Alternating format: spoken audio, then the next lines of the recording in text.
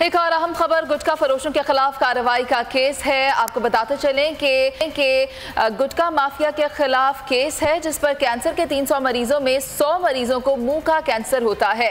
जिन्ना अस्पताल के in charge cancer ward नौजवानों में गुटके मैनपुरी की वजह से कैंसर में होशरुबा इजाफा देखने में आ रहा है। डॉक्टर गुलाम हैदर अदालत ने गुटके के मुतासिरीन और मुंह के कैंसर के मरीजों की तफसीलात भी तलब कर ली हैं। बात करेंगे, मरियम हसन हमारे साथ हैं। जी मरियम, बताएगा क्या तफसीलात सामने आ सकें अब तक?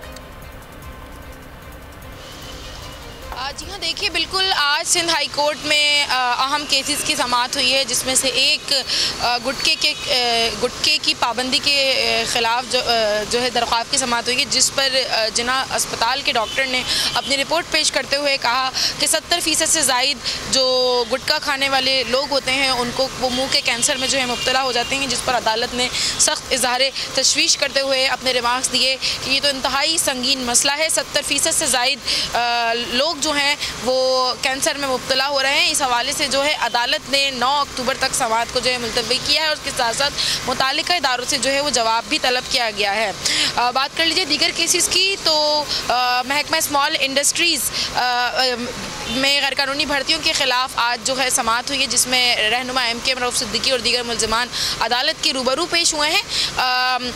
वकील रऊफ़ सिद्दीकी की जानिब से जो है आज मज़ीद मोहलत तलब की गई है, जिस पर अदालत ने रिमार्क्स देते हुए कहा कि गुज़िश्ता समाअत पर एक मुल्ज़िम के वकील ने मोहलत मांगी थी और आज जो है आप मोहलत मांग रहे हैं। ताहम अदालत ने जो है उनकी दरख्वास्त को, उनकी इस्तदा को मंजूर करते हुए मज़ीद मोहलत देते हुए समाअत को मुलतवी कर दिया है।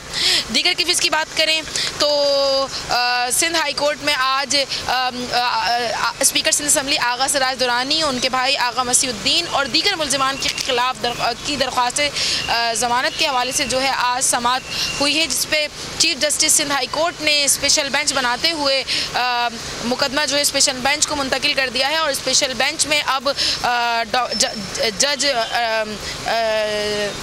उमर सियाल और शमसुद्दीन जो है 2 रुकनी बेंच जो है वो स्पेशल बेंच जो है तश्कील दिया गया है। बेंच जो है तकरीबन तमाम केस जारी है। मरियम हसन हमें अपडेट कर रही थी इस हवाले से।